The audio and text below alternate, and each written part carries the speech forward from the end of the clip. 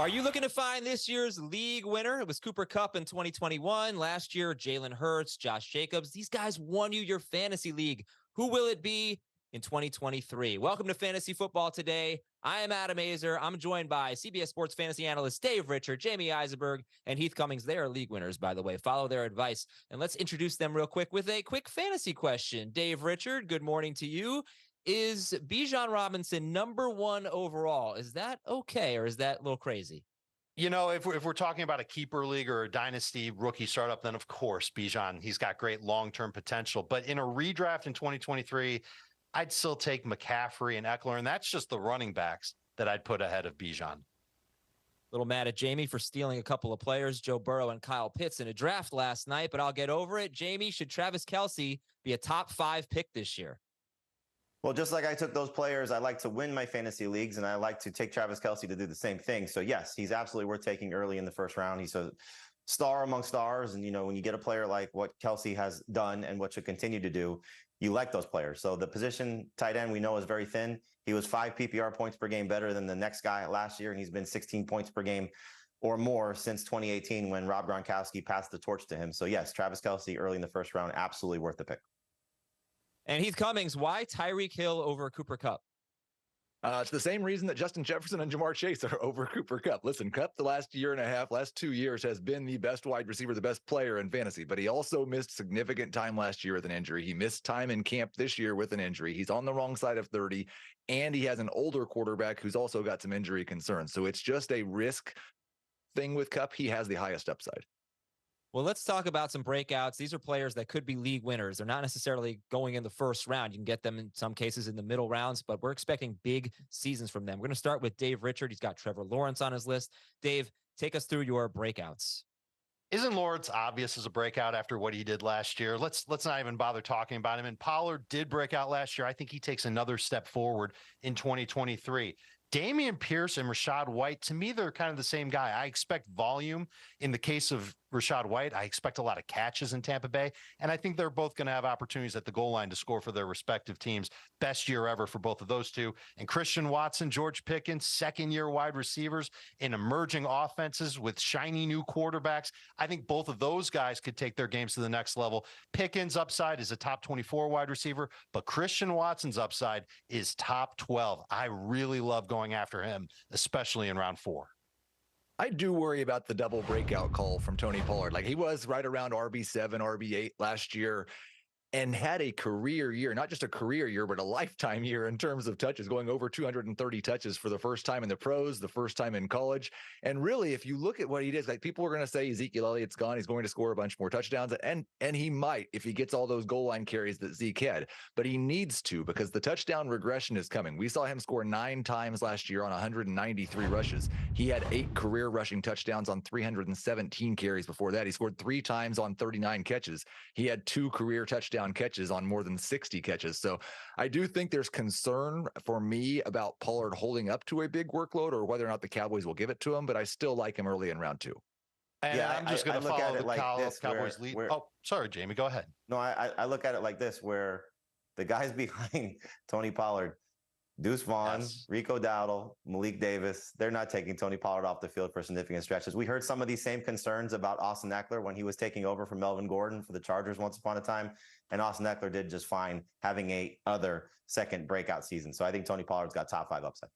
He's got unbelievable efficiency. Zeke had 19 touches inside the 5 last year. Pollard had only 7. And no running back last year had more touchdowns of 20-plus yards than Tony Pollard. He's going to score way more touchdowns. I'm following the Cowboys' lead here. They didn't do anything to really improve the guys behind Tony Pollard. He's worth a late first-round pick, in my opinion. Yeah, well, I'm glad to hear that because I've certainly taken him late in the first round. Let's go to Heath's breakout list here. And Dave mentioned Trevor Lawrence as an obvious quarterback breakout. The other one is probably Justin Fields. You'll see Justin Fields on this list. But you have another quarterback on there, Heath. So talk about your breakouts. Yeah, and it's really rare for me able to find guys that I think are breakouts who are also good values by ADP, especially when it comes to our ADP. But both Justin Fields and Tua Tagovailoa being drafted after where I would take them, and both have extreme breakout potential as potentially top 3 quarterbacks. We saw it last year from week 7 to week 11. Fields was the number 1 quarterback in fantasy, averaging 34 fantasy points per game, and he didn't really have a wide receiver then. Tua was not far behind him, also a top 5 quarterback over that stretch. They need different things. Fields needs the bump from adding DJ Moore, and we've seen that happen to Kyler Murray. We've seen it happen to Josh Allen. We've seen it happen to Jalen Hurts. Tua just needs to stay healthy. He could be a 5,000-yard passer and a top 3 fantasy quarterback this year if he just plays 17 games. It's fantastic points, and I totally agree with both those quarterback calls. You know, when you talk about Justin Fields, like we saw last year, could have been the number 1 quarterback in NFL history from a rushing yards perspective and has the ability to do that once again. But now the passing should come along as well. So we may get close to a 3,000-yard passer and a 1,000-yard rusher. Only one quarterback in NFL history has ever done that, and that was Lamar Jackson. For Tua, like Heath said, he's got 5,000-yard potential. Mike McDaniel has unlocked Tua Tagovailoa's potential. The receiving core there is among the best in the NFL when you talk about the top 2 guys. And you have somewhat of a suspect run game, at least maybe until 4 o'clock Eastern today. But I think when you look at what Tua's upside is for both those guys, really, you're getting great values and great potential to be maybe top 5 quarterbacks, you know, in all formats.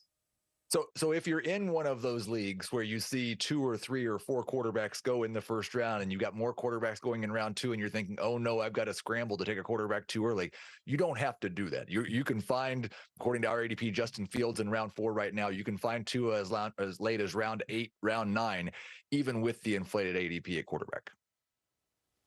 Let me ask you guys, we'll go Dave, Heath, Jamie, and just give me a name. We've talked about a few running backs so far. We've skipped over some, but we've got Rashad White, Alexander Madison, and James Cook.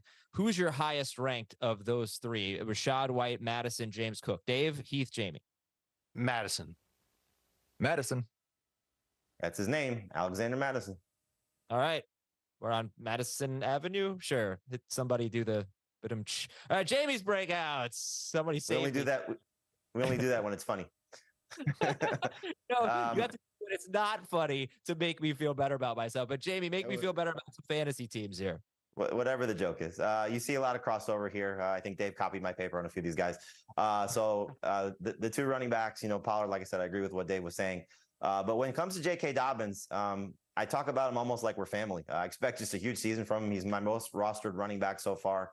And I just think that the new offense is going to allow him to be featured more in the passing game, which is something we have not seen in the early part of his career. He's year 2 now removed from his ACL tear. So you hear us say a lot about the concerns for guys like Breece Hall and Javonte Williams. The second year back from an ACL tear is simply when these guys have monster campaigns. And I think that's the case for Dobbins in 2023. So I don't worry about Gus Edwards. I don't worry about the other guys there. I think we're going to see more passing in his direction, and he has a chance to still be one of the best rushers. And then for Jahan Dotson, another guy on this list that we haven't really spoken about, Terry McLaurin's toe injury should open up more targets for him. Last year, led the team in touchdown receptions despite missing 5 games with a hamstring injury. We love the second-year receivers, as you can see here, 3 of them for me on this list, with Garrett Wilson and Christian Watson as well. And Dotson was the guy of the elite level ones, probably along with George Pickens, was going a little bit later, but we're starting to see him fly off draft boards right now, which is kind of encouraging if you're in on Jahan Dotson, but kind of frustrating as well if you're trying to get him at a better value.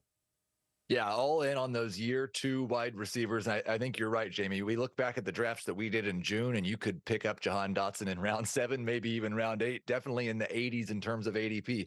You look at the 2 drafts that we did yesterday, pick 50 and pick 52, that discount completely gone with the Terry McLaurin injury. I still have him ranked at pick 49. I'm okay with that value early in round 5, but the extra value you were getting has disappeared.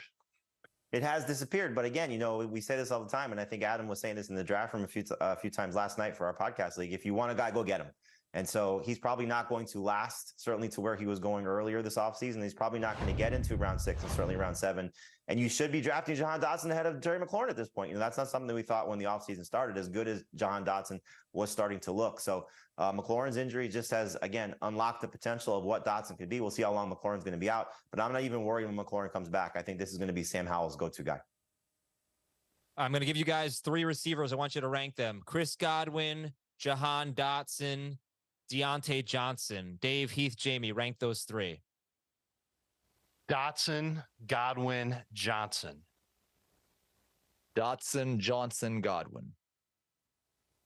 Johnson, Dotson, Godwin. I should not have picked three players whose names all kind of sound.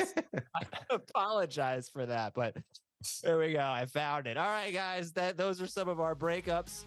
Coming up, some players that are breakouts, players that We're breaking up with you. We're breaking up with the guys in the next segment. Okay, we're talking about busts, players being drafted too early. Don't fall for it. We'll be right back on Fantasy.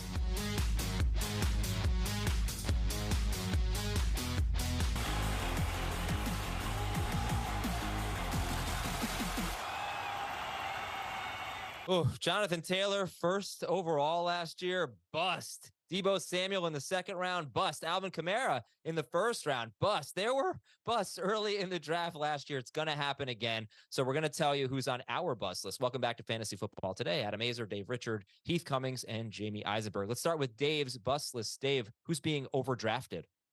And that's really the name of the game. You're going to look at a lot of these names. These are players that I would still take, but it's got to be in the right spot. So you go off of ADP, and they're just too rich for my blood. Lamar Jackson, 6th quarterback off the board. ADP in round 3, I wouldn't take him until round 4. Ramondre Stevenson, ADP in round 3, wouldn't take him until late round 4, even lower than that in non-PPR. Najee Harris, in my mind, is a round 5 pick. So is Kenneth Walker. Michael Pittman, man, the way that Anthony Richardson threw the football, I wouldn't take him until round 8. And George Kittle, 11 touchdowns last year. I'm going to take him in round 7. I don't think he can replicate that. I'm not sure anybody's going to argue that you should take Lamar Jackson in round 3, but as QB6, that is an absolute screaming value. He showed us the beginning of last year when he just had Mark Andrews and Rashad Bateman healthy, that he still had that same elite upside that led him to win an NFL MVP. Now they've added Zay Flowers. Now they've added Odell Beckham. He's got Rashad Bateman back again, and he has an offensive coordinator who's going to call a little bit more complicated passing scheme, which is going to open some guys up downfield for Lamar Jackson. He has the upside to be QB1 this year without an injury to Mahomes or Allen or Hurts. He could just go be better than those guys. The problem is that we've heard that now for each of the last 3 years with Lamar Jackson, and he hasn't come through. He's been under 25 fantasy points per game each of the last 3 years. The last 2 years, he's been under 23. He absolutely hasn't met value. So you might get some pockets of great games from Lamar Jackson, but I'm taking Justin Fields and Joe Burrow ahead of him. I think that they're actually safer picks. I love that Dave is calling Stevenson a bust at the busiest time of our drafts, and I hope people are listening to him and following suit, especially in my league. So let Stevenson fall, please. If I get him in round 4, I'm going to be absolutely thrilled. Are we really worried about Ezekiel Elliott, the corpse of Ezekiel Elliott? That slug is going to take Stevenson off the field and be a problem? No way. Ramondre Stevenson is the guy for New England, and I know that argument's going to be, well, is he going to score enough touchdowns? Well, 2 years ago, when he had a slug on the field with him also and Damian Harris, the team scored 24 rushing touchdowns. They only scored 10 last year. There's enough touchdowns to go around. Ramondre Stevenson is going to lead the team in pass catching, maybe for the entire team with that wide receiver core. He is the guy for the Patriots. Take him in round 3, and you will be thrilled about it, unless you're in my leagues. Let him fall to round 4. Yeah, and I hope you get him in round 4. That'll take off the pressure of me getting him in round 4. There were 10 games last year where Damian Harris had at least 10 touches and Ramondre averaged 12.5 PPR points per game. You've got a point about him catching the football. I think he's going to do a lot of that in New England, but the Patriots added a lot of pass catchers this offseason. I think they're going to have a better functioning offense overall. I'm still worried about that offensive line. And yeah, Zeke's going to matter whenever they're near the goal line. I don't know how often that's going to be. So Ramondre Stevenson, someone that I think might have potential to get you around 13 PPR points per game, but not have the smash year where it gets you over 15. We've been fooled by Patriots running backs year after year after year. Don't get fooled again. Oh, nice reference there, Dave. Jamie, Zeke's joining us actually in just a little bit, so you can. I'll tell that to his face too. I don't know about that. All right, Heath, let's take a look at your bust list here. The first name on there is one that hurts my heart a little bit because I was very high on Deshaun Watson, but let's take us through your list. Yeah, I mean, just real quickly on Deshaun Watson, I'm just terrified by those last 6 games of last year and the fact that he's not done a whole lot in training camp or preseason to make me feel like that was a mirage. I'm not sure that he has the upside to justify just how low the floor is. We're all staying away from Najee Harris at his cost after what Jalen Warren's done this offseason. But Isaiah Pacheco is a guy I've gotten more and more questions about as we've gotten closer to draft time. Why aren't we drafting him as a true number 2 running back? He wasn't even a true number 2 running back after he took the job over from Clyde Edwards-Helaire last year. It's just a terrible situation because he's not a pass catching running back. Jerick McKinnon's going to do that. And if McKinnon's not available, Clyde Edwards-Helaire is going to do that. And Pacheco should be, because of that early down role, the goal line running back, but nobody throws inside the 5-yard line more than Patrick Mahomes. There just is not a goal line running back for the Kansas City Chiefs. I'd have a hard time seeing how Pacheco cracks the top 20 running backs, and I don't really want to draft him as a top 30 guy. I like a lot of the calls on this list, but the one that just makes me a little bit uncomfortable is calling Darren Waller a bust, because once we get past the first 2 tight ends that most people are going to draft, which is going to be Travis Kelce and Mark Andrews, it's really a lot of questions and a lot of concerns, but also a lot of upside for that next group. And I think Waller has the most upside of all of them, maybe aside from Kyle Pitts, but we just haven't seen it yet from Pitts. We have seen it from Darren Waller once upon a time, the number 2 tight end in fantasy. I know it feels like it's a decade ago, but he still has the potential to get there in this new offense. We saw a little snippet of that in that preseason game when Daniel Jones went to Darren Waller again and again and again. Get used to that, because this receiving core, while there are a lot of names and a lot of bodies, this is the leader that's going to happen. And I know you're going to say, Daniel Jones, is he going to be that type of quarterback to support somebody? Well, we said the same thing about some of these other guys that Heath alluded to before, Josh Allen, Kyler Murray, some of these other quarterbacks that got these weapons, Tua Tagovailoa as well. Give Daniel Jones a chance to sort of prove that he can throw to somebody like Darren Waller, and I think the production will be there. So he's my number 3 tight end, and I like him better than guys like Hockenson, Pitts, Goddard, and Kittle, and I think you will as well.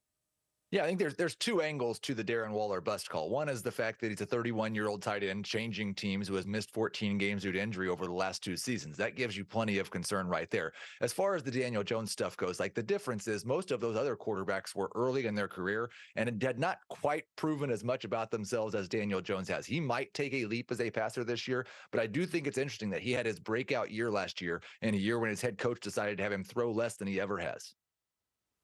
Well, look at the name atop Jamie's bust list here. It's Patrick Mahomes. So what is that all about? Jamie, tell us why Mahomes is on the list and take us through your list. Yeah, who wants to be the idiot to call Patrick Mahomes a bust? Me. Thank you. It's really all about value, though. You know, we look at where he's getting drafted on our site, and really most sites. In 1 quarterback leagues, he's still going in the first round. And as we see year over year, it's always going to be a position, for the most part, that's going to have 4 or 5 guys that are going to be in a similar range. And last year, as bad as quarterbacks were, you got Joe Burrow, based on average draft position in round 6 last season, and he was within a few points of Patrick Mahomes. I think this is going to be a better year for quarterbacks when you have Lamar Jackson bouncing back, when you have Justin Herbert bouncing back, when you have the potential of what Justin Fields could be, and maybe even what Anthony Richardson and Tua Tagovailoa could be. Trevor Lawrence is going to have a big season as well. So there's a lot of names right there already that are going to push to be top 5 quarterbacks. But it's really what you're giving up in the first round by drafting Mahomes. And so it's not that you're going to have the chance, if you pass on Mahomes, to take a Jalen Hurts or a Josh Allen in the second round, because they're not going to get back to you in round 3. But it's more about just don't take a quarterback in the first round. We tell you that all the time. It's a waste of a pick. As good as Mahomes will be, you should not be drafting him in round 1. I mean, obviously, if you're in a super flex or 2 QB league, Mahomes is going to be the 101. I agree with you. Mahomes shouldn't be a first round pick, but I think we disagree on Breece Hall. I know he's going to split reps probably all season long with Dalvin Cook, and I know he's coming back from the ACL, but he's practicing at full and he's running at full speed. He's cutting on his knee. I think that's good. Take a look at any game Breece Hall had last year with at least 14 touches. In each of them, a minimum of 14 PPR points. The average was 20 PPR points per game. And in all 4 of them, he didn't even play 70% of the snaps. So if he's got that type of potential without being a workhorse type running back, I'm going after Breece Hall in every league I can in round 5. I think he's going to be a league winner. Round 5, I have no problem with. It's when we see him go in round 4, that's still an issue for me. In all those games last year, Dalvin Cook was not on the roster, and he had 2 healthy knees. And Robert Saleh has already said we're going to take things a little slow with Breece Hall. So hopefully by the end of the season, Breece Hall will help you in the fantasy playoffs if you get there, because sometimes when you take players like this too soon, they tend to struggle. Year 1 running backs off ACL tears. We've seen it now with 3 prominent guys over the last several years. For Dalvin Cook, his teammate played 4 games, was fantastic his rookie season. Very similar to Breece Hall. 3 PPR points per game less the following season. Saquon Barkley, after his ACL tear, 7 PPR points per game less the following season. J.K. Dobbins last year couldn't even play the majority of the season, missed 8 games because of that ACL tear. Year 1 after an ACL is very brutal for this position. Breece Hall is probably going to struggle, and Dalvin Cook is also there. So don't take him in the first 4 rounds. Yeah, and Dave and Jamie, I'm curious why Ken Walker's on your bust list. I see him going kind of mid-round 5, maybe. Where would you guys be comfortable taking him? He's probably my most drafted player right now. I'm big on Ken Walker. Let's say after pick 50 or so, he starts coming into the equation for me. Jamie, when would you take Walker? It's a good spot to take a gamble on him, but we know what they did. They went out and they drafted somebody who might be better than him in the key spots that matter for fantasy, in the passing game and potentially at the goal line. So we'll see what Zach Charbonnet does over the course of the season. But you also have Walker dealing with a groin injury that limited him in training camp, and soft tissue injuries tend to linger throughout the course of the season. I hope that's not the case. I hope for your sake, Adam, that you're going to get the best production from Ken Walker throughout the course of the year. But if he loses any opportunities that matter and he misses time due to injury, you know what that means. Could be a bust. And those opportunities that matter, the goal line, passing downs. And this is a sneaky stat. The Seahawks were 11th in pass rate last year. That's definitely different from what we've seen from Pete Carroll. And because they drafted Jackson Smith and Jigba in round 1, I think they're going to lean into passing even more. That's bad news for Ken Walker. Heath, do you think Ken Walker should be a top 60 pick? No, I think I'm the lowest. The only reason he wasn't on my list is because I didn't want to copy off of everybody's paper. But yeah, I'm scared, even if he's 100% healthy, that Zach Charbonnet is just better than him in short yardage, better than him in the passing game, and Ken Walker is completely reliant on those 50-yard touchdown runs to be fantasy relevant. All right. Well, up next, we're getting a major upgrade. I'm stepping out, figure out something cool to do. Matt Ryan is replacing me. Matt Ryan joins the show when we come back.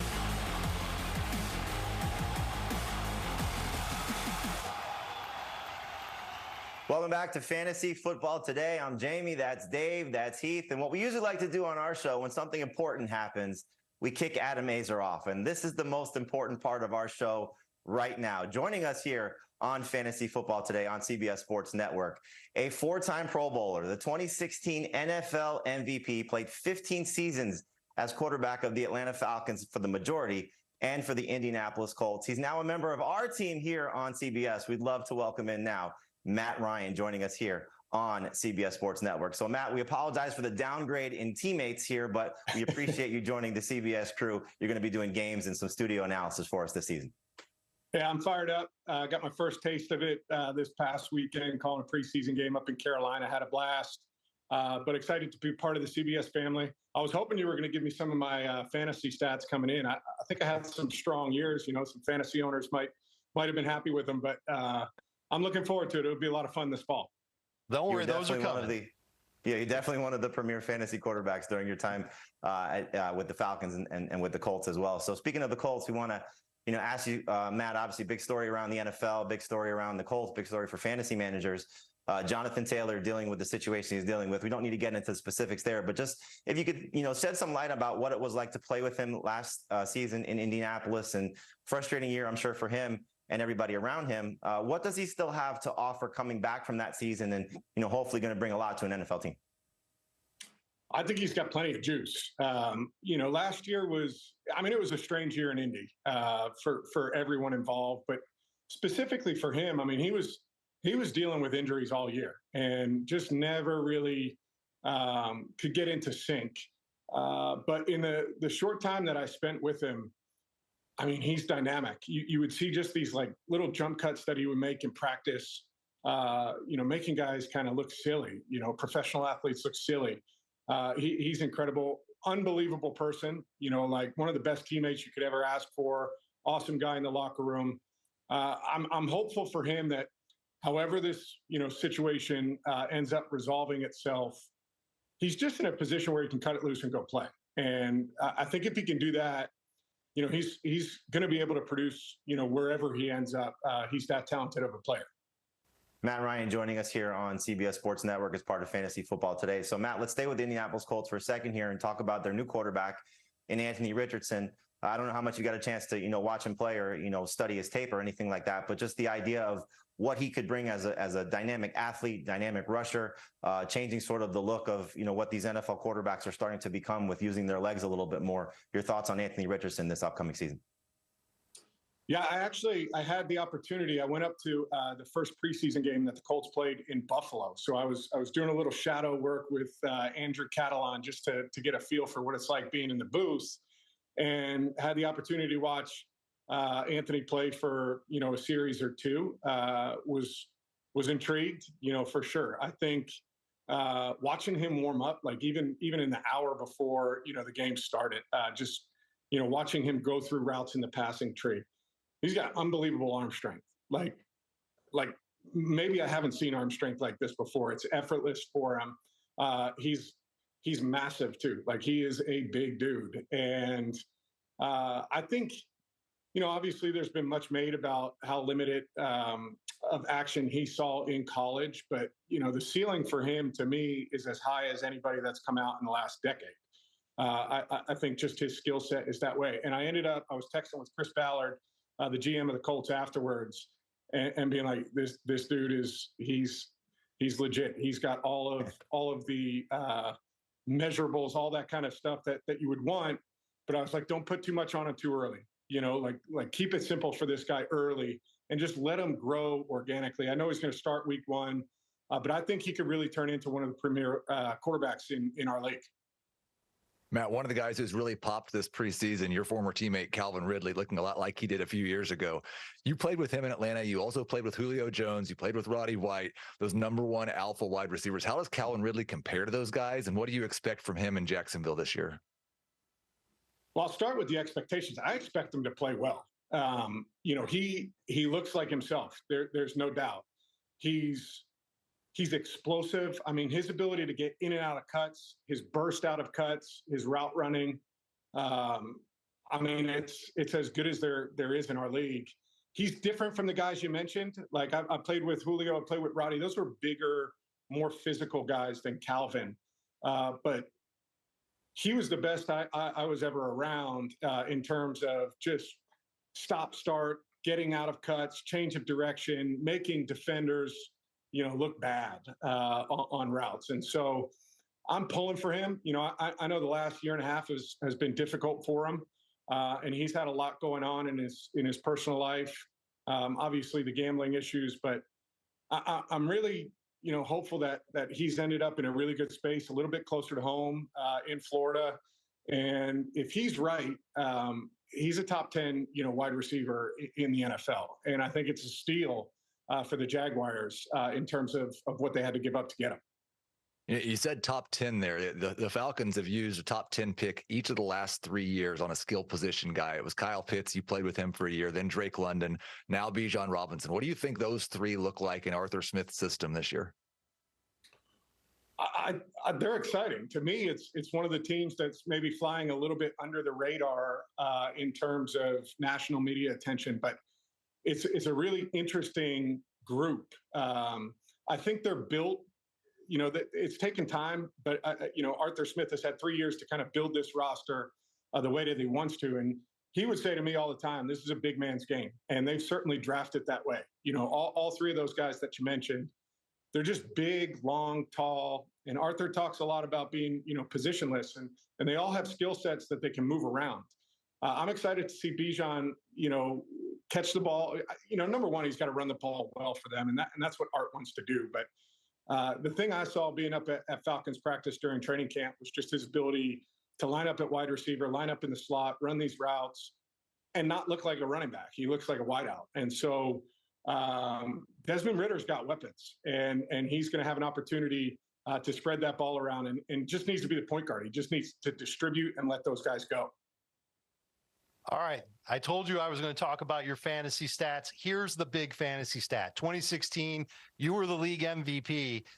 20 fantasy points from a quarterback back then on a per game basis was pretty good. You were giving us 26. So I owe you a thank you for helping me take down some championships in 2016. And that year coming into the season, you were kind of an under the radar quarterback. None of us had you in a top 5 position in our quarterback rankings. Do you see an under the radar quarterback this year that could help us take down another championship in fantasy? I feel like the league right now is as deep at the quarterback position, maybe as it's ever been. You have so many good young players. Thinking about it, the guy that intrigues me is Kenny Pickett. We saw him last year. I was with the Colts, played against the Steelers, and getting a firsthand, view of him on the field. He's got, some pop in his arm. And the Steelers just seem to be able to stabilize things quickly, right? They've got the massive change since the departure of Ben Roethlisberger, and Kenny has come in and done a pretty good job. And I would expect for him to make a pretty good jump in his second year as a starter. And he's one of the guys that I think maybe, he's not going to be picked up, by everyone, but is a guy that, you could catch and is going to put up some productive numbers for you in fantasy. I like him. I think Mike Tomlin's one of the best in the league, and he's got great belief in him. So I'll be curious to see how it shakes out there in Pittsburgh. We're big fans of his receivers, his tight end. We like one of the running backs, kind of both the running backs in Pittsburgh as well. So that's a pretty good call, but I got to go to the flip side now. Is there a quarterback that maybe you're worried might not meet expectations this year? I'll say, and I'm a fan. I'm a huge fan of this guy, but to me, it's Brock Purdy. It's one of those things like coming off the injury, having the amount of success that he had, coming in relief last year and just really taking that team to the NFC Championship, playing so good. I'm curious to see if he can replicate it. I'm thinking he can. They've got so many pieces around him. Kyle's incredible at utilizing those different pieces. But to me, it might not be like one of the premier guys in our league, but to me, he's probably the most interesting quarterback that I'm looking at this year, saying, can he be the same as he was last year? Matt, you took a path last year going from the Falcons to the Colts, and obviously a big transition going from a team that you're with for so long to new surroundings. Aaron Rodgers obviously doing something similar this season, going from the Packers to the Jets. Can you just talk about what that was like for you and what your expectations are for him taking on that new role, maybe being motivated once again, joining a new franchise? Yeah, it's really weird. You're in the same building, you're with the same people for so long, and you're set kind of in your routine of how you do it. And then that all changes. But to me, just looking at it from afar and watching his comments and how he's talked, to me, it feels like he's re-energized. And, I saw his little comments before, playing in the preseason, talking about having the butterflies and feeling a little bit nervous.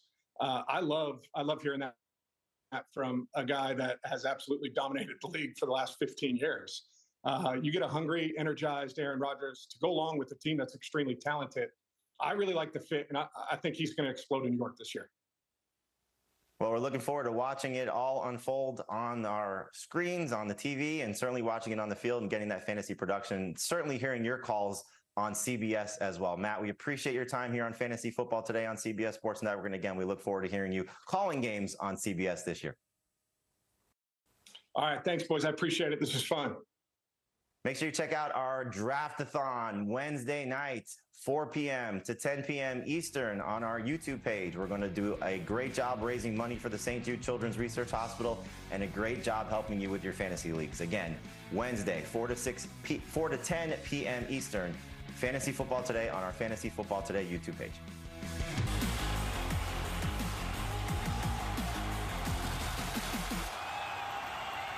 Last night was our 14-team PPR podcast league draft. I am the commissioner. I ended up with the first pick. Total coincidence. I swear. No shocking. No shenanigans. I crushed it. I absolutely crushed it. There's no way I'm losing this segment. And I don't even know why you guys are here for Defend Your Team, but I will give you the opportunity to defend your team. So let's take a look at how we did. First semifinal matchup. Adam versus Heath. Good luck to you, Heath. I mean, look at this beautiful team. I got a better quarterback than you. Running backs are, let's say about even. I'll give you a slight. I got better wide receivers than you. No one cares about tight end. And eventually I will have a better flex than you. I think I'm the clear winner here. I actually really do like this team drafting out of the first spot, getting two high-end wide receivers, and Jahmyr Gibbs maybe a little bit of a reach. I was thinking about ETN there at the 2-3 turn. Remember, that's 28th and 29th overall in this draft. But I have so much ETN, so I went with Gibbs, but I was happy that I got Trevor Lawrence. I like my team a lot, Heath. Now, I think mine's better than yours because of my edge really at quarterback and at wide receiver. Go ahead. Why do you like your team better? We were calling you Inspector Gadget because it was just go, gadget, reach all day long. You take Trevor Lawrence at the 4-5 turn, you take Jalen Warren at the 6-7 turn, Jahmyr Gibbs at the 2-3 turn. No, in all seriousness, I agree. You have better wide receivers. That's the only place you're better. And I understand why you think Trevor Lawrence is better than Anthony Richardson, but I've got Anthony Richardson with Kirk Cousins' floor because Cousins is on my bench. So quarterback's at best a wash for you. And I think I'm better at quarterback. The difference, though, between Mark Andrews and Dalton Kincaid is huge. And then in 3.5, 4 hours, when Jonathan Taylor is a first-round pick again, my team absolutely crushes yours. So what Heath did that I like is that he recognized that this is a 14-team league. These are leagues that are hard to win. He's got a lot of players with crazy upside. Taylor, certainly, everybody knows that, but Anthony Richardson qualifies. Tyreek qualifies. Romeo Doubs is someone that I like a lot. And you didn't see it on the graphic. Heath mentioned it. Kirk Cousins is his quarterback behind Anthony Richardson. So if things don't work out with Anthony Richardson, he can just pivot to Kirk Cousins. His team is better built to compete and potentially win. And if it doesn't, it flames out. I'm a little worried that Adam will be no better than 5th when we get to the playoff seedings, and then he'll be out in round 1. Who's the winner, Dave? You like Heath better? Jamie, you like, just real quick. I like Heath better. I was going to give it to you when we were talking off the air, but then you talked all up junk about how you crushed this. And can we get Matt Ryan back, please? Heath wins. Oh, that's nonsense. All right, Dave versus Jamie. Jamie, defend your team. Well, this is the best team in this draft, no doubt. I mean, when you look at these two running backs with Austin Eckler and Ramondre Stevenson, my first 2 picks, I stole Joe Burrow from you because I know you definitely wanted him. But I love this receiving core. I know there's no real headliner, although I think Devontae Smith, who had more catches than A.J. Brown, is worth taking in round 2. And to get him in round 2, excuse me, I got Ramondre Stevenson round 3. To get Devontae Smith in round 2 here, I was thrilled about that. We were thrilled. I shared the team with Todd Rones, who's one of our generous donors to our draft-a-thon to raise money for St. Jude. But Kyle Pitts was a steal. I think Zay Flowers is going to have a breakout rookie season, could be the best rookie wide receiver. So I'm really thrilled with how this team came together. So Dave's got a great team, but I'm very confident in my squad. I like your running backs. There's no question about it. I don't like necessarily where you took Ramondre Stevenson. We've already had that conversation today. But look, when you're in a 14-team league, you've got to do something a little bit different. And that's why I enlisted in my partner, Merit Scholarship recipient and pickup basketball champion Ryan Richard, to build this team.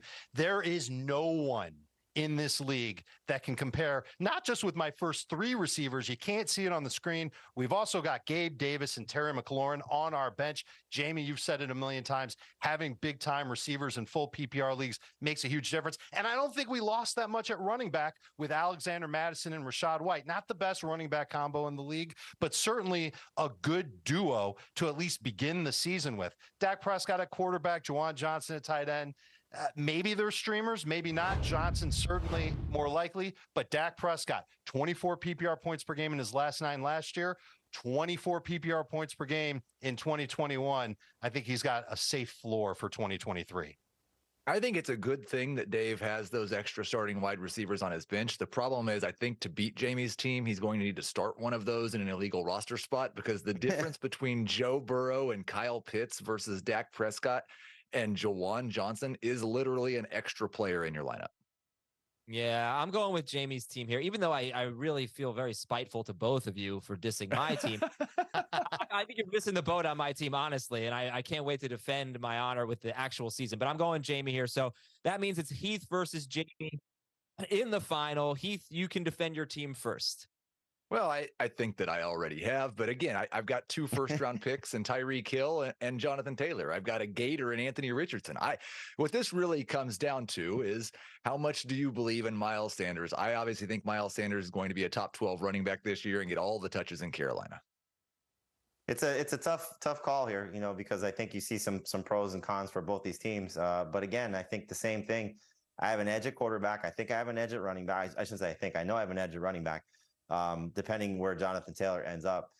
The receivers, Heath has one guy that I would take over my trio in terms of Tyreek Hill over everybody else. I think Mark Andrews is an edge over Kyle Pitts, but if Kyle Pitts hits, we talk about upside again. He has the most upside maybe of any tight end except for Travis Kelce. So I like my squad a little bit better. Dave, I think I like Heath's team better because of the Cousins factor if Richardson flames out. So I'm voting Heath here. How about you, Dave? It's such a tough call because Jamie's right. His quarterback is eons better. His running backs are better than Heath's, but I like Heath's receivers better. His tight end is better. And as much as I like Joe Burrow, we've talked about it all week. Heath, Jamie, you guys have him as a breakout this year. Anthony Richardson has the upside. Heath Cummings has the best team. Oh, congratulations, Heath. Even though you controversially advanced in the semifinal round, no controversy at your win in the championship. I'm undefeated in this game. Oh, really? Oh, we can't have that. Wow. Actually, there was a tie yesterday, so you're not. That's that happened to Heath in the IDP league last year. Ties are not losses, but he tied in the finals. So you can't really call it an undefeated season. I'm sorry. Up next, trivia. Name that player. You can play along at home. Let's see how these guys do, and we'll be right back.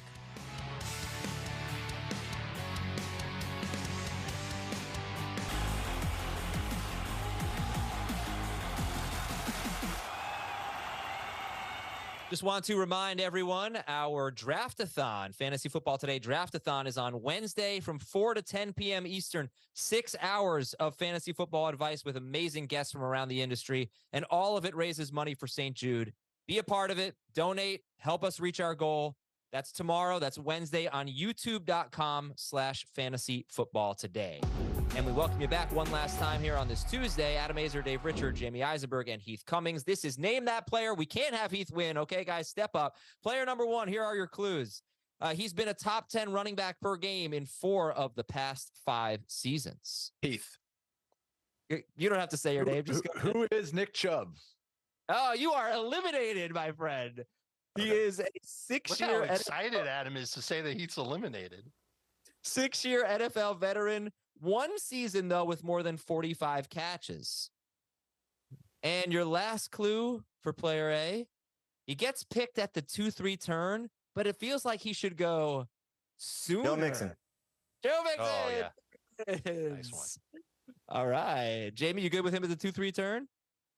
Yeah, I think I feel better about him in round 3. It just depends on where the quarterbacks go, but he's, almost the last of the number 1 running backs that you want to draft. You could, certainly make cases that Jahmyr Gibbs is better, Ramondre Stevenson is better, Travis Etienne is better, but Mixon's going to be on a great offense, and, all systems go in terms of what his status should be.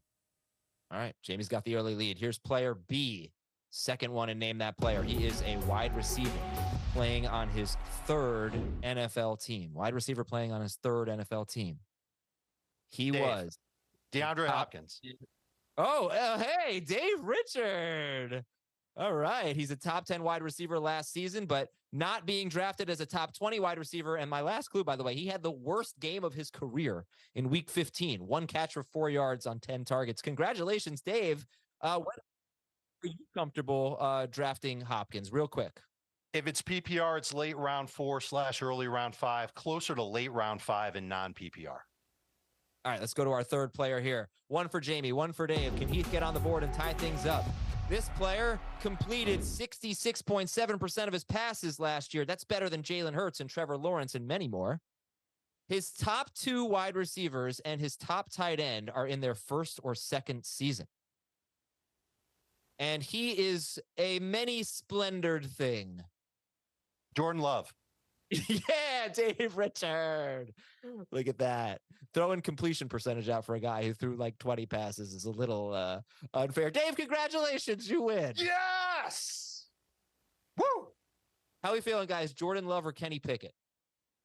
Pickett. Jordan Love. I think I like Love a little bit more. I think he's got some exciting upside as a 2nd QB. Okay. Sam Howell or that other guy that you just said, Pickett or Love? Both other guys over Howell. Pickett, Howell, Love.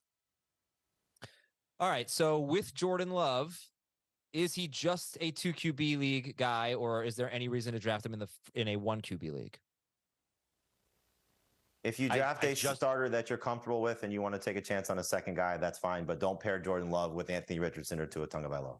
Aren't there too many other quarterbacks that you can get late that are better than Jordan Love, have a little bit more upside? Cousins, Geno, Daniel Jones, Goff, Rodgers. I'd go in that direction. But you're taking those guys sooner. And I think if you draft, let's say, a Mahomes or you want to go to the next tier and Burrow, one of those guys, that's the type of quarterback you're taking, Jordan Love, because it's your last pick. Yeah, the only way I think somebody should draft Jordan Love in a 1 QB league if it's one of those drafts where Azer takes 3. Well, that's it for Fantasy Football today. On that note, we'll see you tomorrow for the Draftathon, youtube.com/Fantasy Football Today. We are off of this network for the next couple of days, but on Friday, 10:30 a.m. during our last episode of the week. We'll see you then. Once McLaurin's back and he's in the swing of things and he's not bothered by turf toe, it could make Dotson a little bit more touchdown dependent. Year one after an ACL is very brutal for this position. Breece Hall is probably going to struggle, and Dalvin Cook is also there. So don't take him in the first 4 rounds.